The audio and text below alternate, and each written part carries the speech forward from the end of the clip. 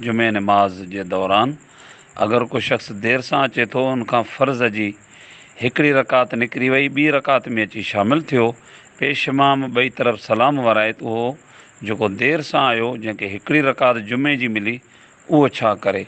मुंहिंजा अदा इन जो जवाबु इहो आहे त उहो सलाम न वराए, बल्कि पेश इमाम जन ॿई तरफ़ सलाम वराए तो उथे उहा रहियल रकात पूरी करे अलहम्द सना पढ़े ऐं औज़ बिस्मिल्लाह पढ़ी अलहम्द शरीफ़ पढ़े, उन खां बाद में का सूरत पढ़ी उहा रकात पूरी करे।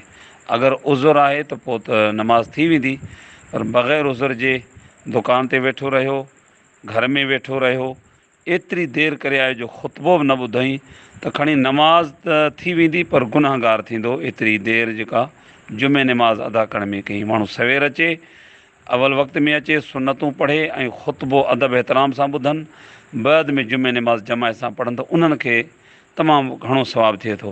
बाक़ी ॼाणी वाणी जेके देरि करे ईंदा उहे सख़्तु गुनाहगार थींदा, पर जे उज़ुर आहे त उनजी नमाज़ थी वेंदी।